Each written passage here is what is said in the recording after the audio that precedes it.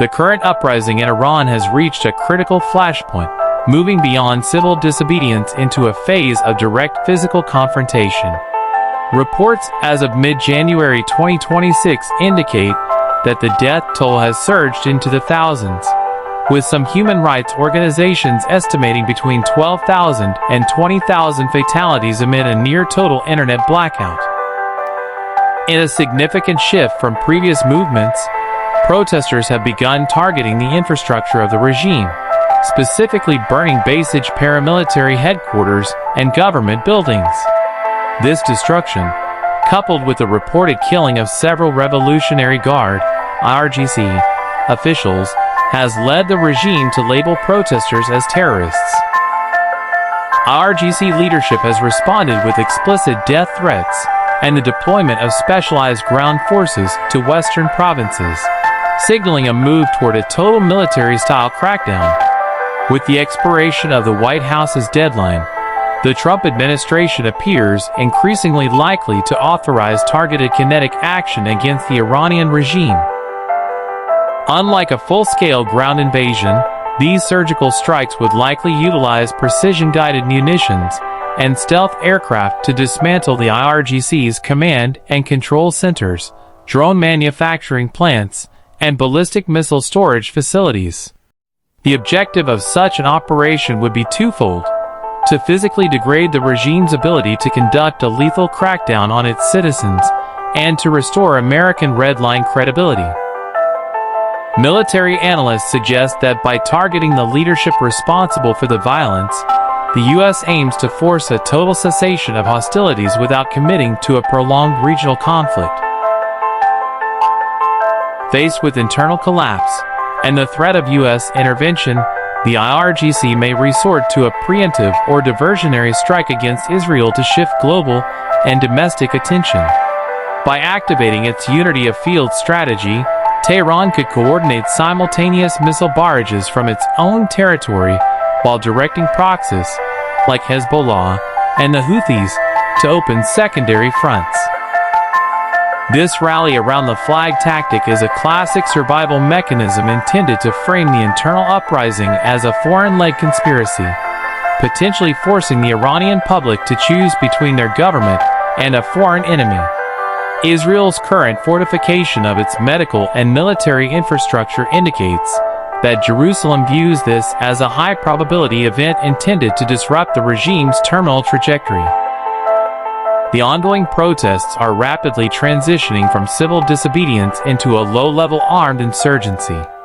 As IRGC leaders continue to issue death threats and carry out mass executions, many protesters have adopted a nothing-to-lose mentality, moving beyond slogans to the physical destruction of state symbols. Reports are emerging of protesters attempting to seize local armories and police stations to obtain small arms for self-defense. If the state's violence persists, this insurgency could be fueled by hardware provided by defecting low-level soldiers from the regular army, Artesh, turning major urban centers into active combat zones and making the country increasingly ungovernable for the clerical establishment. Iran currently faces the grim prospect of a Syrian scenario, where the nation fractures into a full-scale civil war. This outcome becomes probable if the IRGC remains unified in its loyalty to the supreme leader, while a significant portion of the regular military, the Artesh, refuses to fire on civilians or actively joins the opposition. Such a split would create defined front lines, with various provinces, particularly ethnic minority regions like Kurdistan and Balochistan, declaring autonomy or coming under the control of rebel forces.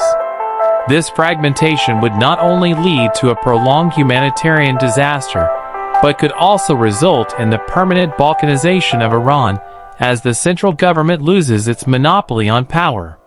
The most unpredictable but high-impact possibility is a sudden regime collapse, often referred to as a black swan event. In this scenario, the administrative and security structure of the Islamic Republic vanishes almost overnight, due to the sudden flight or assassination of top-tier leadership.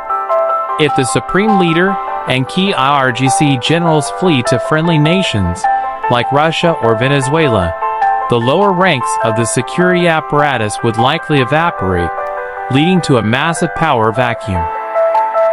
While this would end the current regime's era of repression, it would also trigger an immediate and chaotic struggle for control between various political factions, student groups, and military remnants seeking to define the new Iranian state. Evidence of a fracturing leadership is mounting as reports surface of shadow flights carrying IRGC elites and their families to friendly nations. Cargo planes have been sighted at Tehran's airports, allegedly transporting gold, foreign currency, and sensitive documents to secure locations in Moscow, Caracas, and Muscat. These Plan B contingencies suggest that while the regime maintains a defiant public face, the inner circle is preparing for total state failure. This flight of capital and personnel serves as a critical indicator that the individuals most responsible for the state's survival no longer believe the current system can be maintained, further demoralizing the rank-and-file security forces left behind. Despite the extreme volatility, a narrow window for a diplomatic conclusion remains, though it requires a monumental shift in Tehran's policy.